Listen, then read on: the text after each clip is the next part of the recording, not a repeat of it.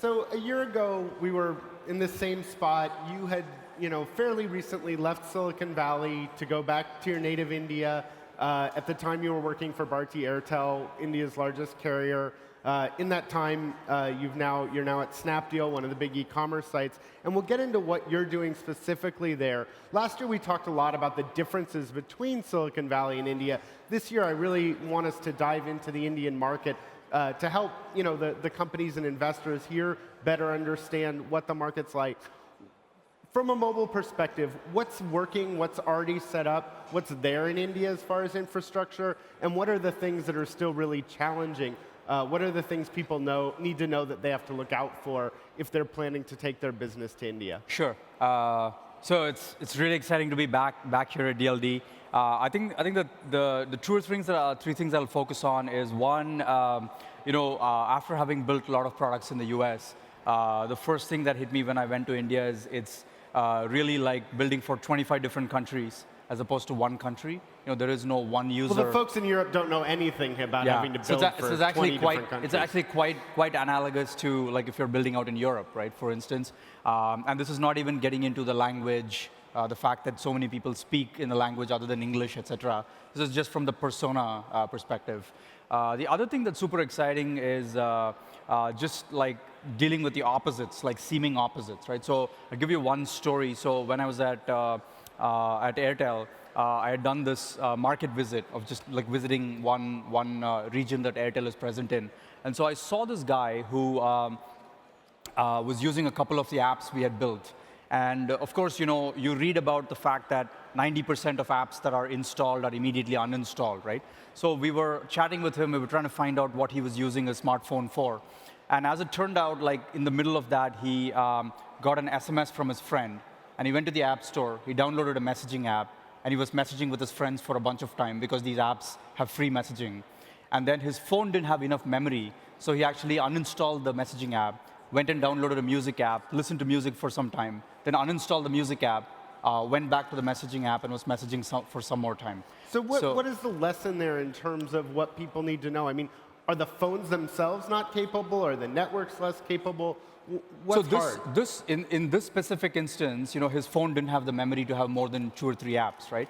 But the interesting thing is app developers like us think that 3 people have installed their app just because the same guy uninstalled the app and installed it 3 times, right? So you got to remember that maybe it's just the same person. So whenever you give me a metric, I should really divide it by 3. Got it. So that was actually quite interesting to see that the statistic that you see that 90% of apps are uninstalled. That was actually happening. It was for a real reason.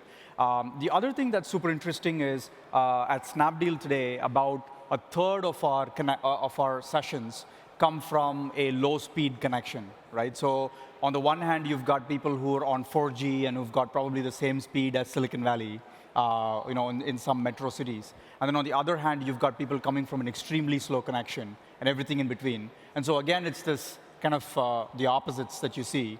And so you've got to really kind of think about using data to your advantage to really build for these different kinds of users. And so it's if you're going to take a product that's sort of one size fit all and build for one persona, I think these are going to kind of hit you immediately once you start building for India. The other very obvious thing is, having built for iOS, being a Yahoo for a number of years, one of the things that hits you is like 90% of your users are actually on Android in India. So I have 2 phones, one of which is an iPhone 6 because influencers in India use a high-end iPhone, for instance. And the other one that I have is an Android running 4.1, which I test the same app on. And so the same app has to work really well on iPhone 6, as well as an Android phone, which is probably 1/100th of the memory of the iPhone 6, and certainly maybe an operating system that's 3 versions older. So given all the unique characteristics of the Indian market, are the companies that are big in India, do you think, building just for India, the Flipkart, Snapdeal, are these companies just building for India, or do they have global aspirations? So I think, India is, a big enough market that I think winning India is actually a very worthy goal. There are many global companies that are setting up real presence in India because of this. Whether it's Uber, Amazon, Airbnb, etc. So I think it's a huge market. As you know more than most people, there are about 130 million active smartphone users who, by the way, have just come online in the last year or so. And while this number probably won't double in the next 12 months, it'll rise quite significantly. And there's a good chance there are a good 200 to 250 million smartphone users. And so it's a pretty large market to build. It's almost the size of the population of the US. And so it's a pretty attractive market to build for. My sense is actually some of the stuff that companies are making work in India could be taken back to other countries too, particularly in areas like payments and so on and so forth. And we'll get into some of what you guys are doing there. But while we're talking about the number of people in India that are getting online and how that's growing, there's a lot of debate over how best to get that next group online. I mean, Facebook clearly had an idea of giving away Facebook naturally, and working with the carriers on carriers. Interesting Freudian slip there. The way to introduce people to the internet is to give them the internet. Obviously, net neutrality folks, others don't necessarily like that approach. You've been on both sides of this. How do you think about what the best way to get the next users online is, and whether something like free basics is a good or a bad idea? So, I think that space probably requires a lot of experimentation, much like many emerging areas. I think eventually a model will emerge that all the stakeholders are probably, reasonably happy with. But I actually think that it's an area where, much like many other areas where innovation and technology has solved real problems, I think the time for talk is probably over, and the time for actual work and experimentation will probably help a lot of folks. What do you think a compromise that would make everyone happy? What might that look like? Look, I actually feel like, sometimes what happens is a lot of the detractors, they talk about whether or not it's a good idea for these experiments to work for them, right? But keep in mind that they're already on a postpaid plan. They're already on a really high-end smartphone. They're probably consuming at a very high-end speed. That's not the consumer that we're talking about. I think the groups that are talking about this issue will probably arrive at the right conclusion if they just keep the user in mind, right? This is probably a user who has never used the internet, like ever, right? And so it's a little bit like if you're talking about whether or not someone should eat fast food or not, right? The question you should ask is, what's the alternative? If this person is going to get healthy food as an alternative, then fast food is bad.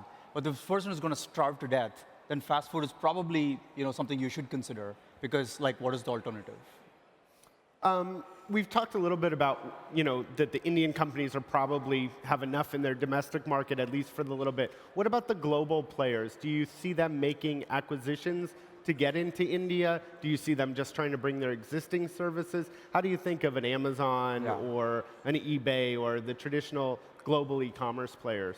So, I think there's actually two examples of companies that have done interesting job of customizing their business model for India. I think Twitter bought a company called ZipDial last year, which is an interesting way of leveraging, the ways Indian folks communicate with each other, because again of the diversity of phones and the way people communicate. And this was to build basic Twitter apps for non-smartphones. Yeah, exactly. And I think that's an example of Twitter sort of driving user growth in India, but doing it from the ground up. I think the other great example is what Uber has been doing in India, where they've brought their core product, but they've used two-factor authentication, which is a customization of their core product in India, which I think is very smart for them to. And why is that important? So in India, because of the regulatory requirements, you've got to have a two-factor authentication.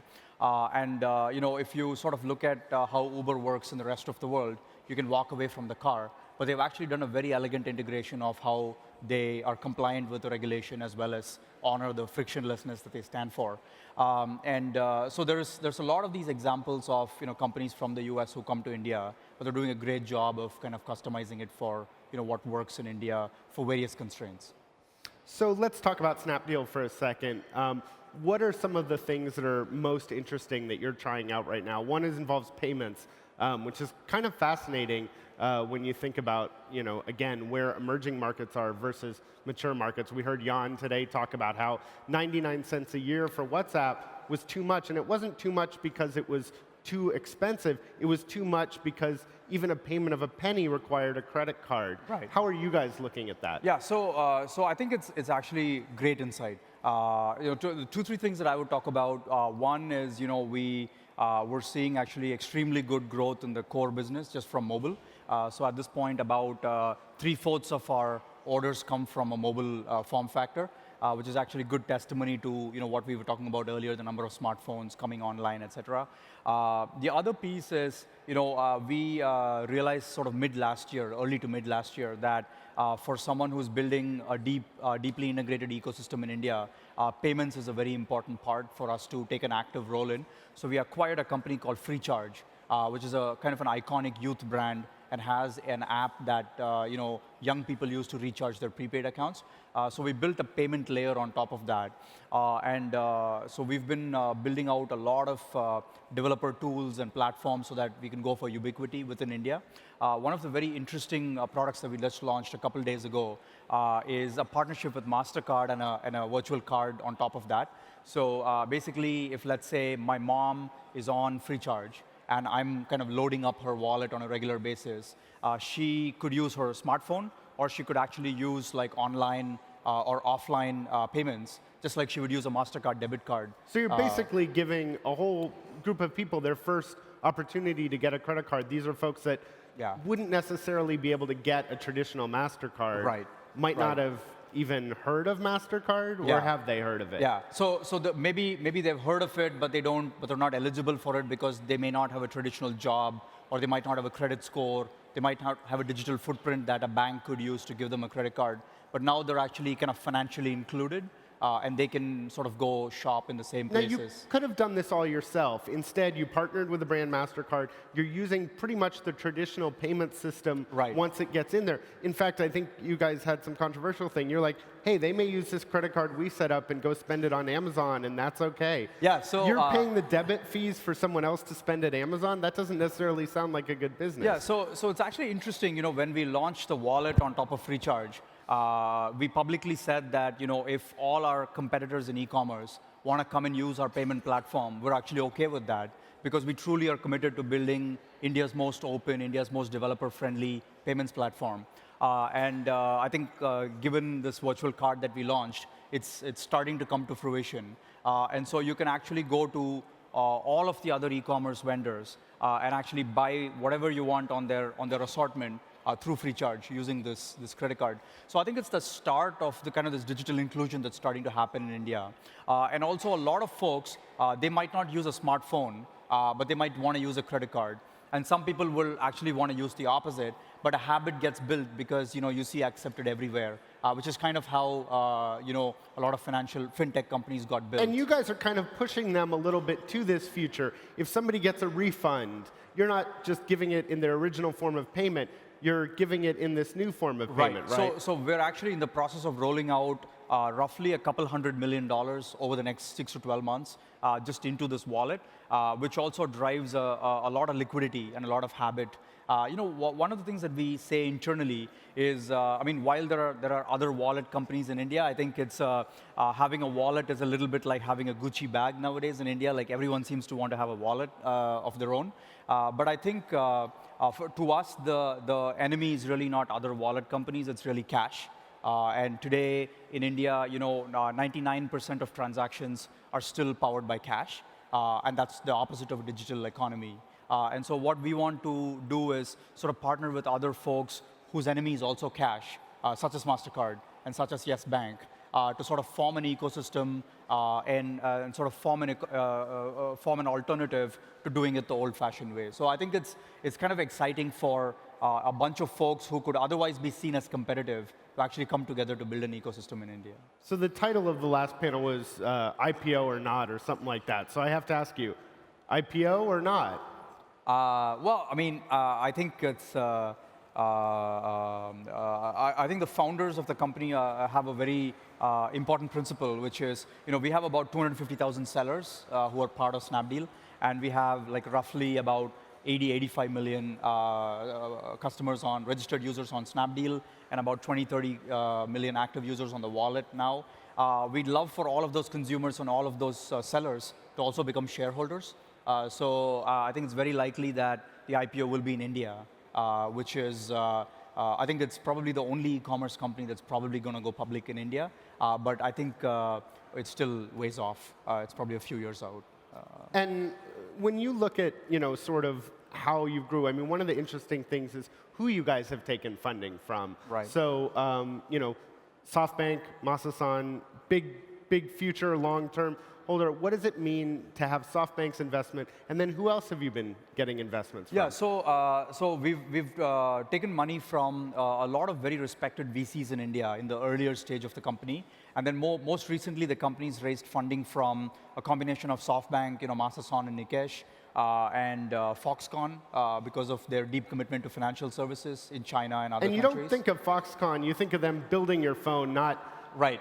Financing stuff, but that's one of their aspirations? Yeah, so Foxconn has started a financial FinTech company in China and focusing on financial services. And then the third investor in Snapdeal is obviously Alibaba.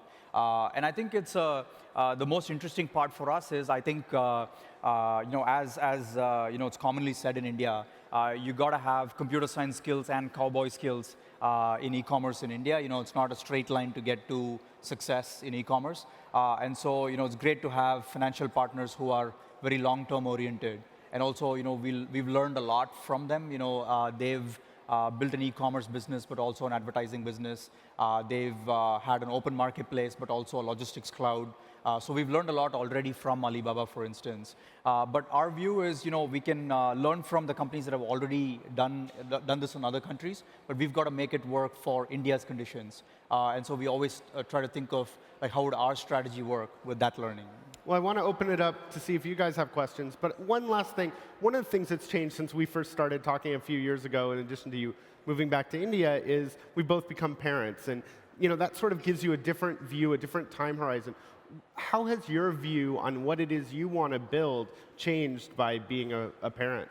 Yeah, I mean, I think I've probably spent a lot more time thinking about the impact of what I build. If you're building products, then you think about the impact anyway. But I think when you suddenly can see the face of someone who's going to be around like 30, 40, 50 years from now, you may or may not be around. Like hopefully, Google is successful in lengthening the lifespan and we'll all be around. But if they take a long time to do that, then at least when it's good to see the next generation, you want to be a bit more conscious of what you're building. Particularly in things like payments.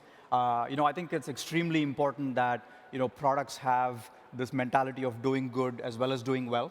And so, for instance, I think with FinTech in India, you genuinely have an opportunity to build extremely successful commercial products, but also products that probably have an impact on the next sort of 100, 200 million people to whom today technology is pretty much closed. And they're really not part of all this amazing stuff that's going on. The story that I think of a lot is there are so many tier 2, tier 3, tier 4 towns where people cannot afford to be part of this revolution. But they have a lot of disposable income. They're actually well-to-do, but they're just not tech savvy. And to sort of bring what's going on with e-commerce to them, I think is actually quite amazing. Great. Well, I want to make sure we're almost out of time, but I want to make sure we get to some questions. Who has a question? Yeah, Chetan. Has to be Chetan.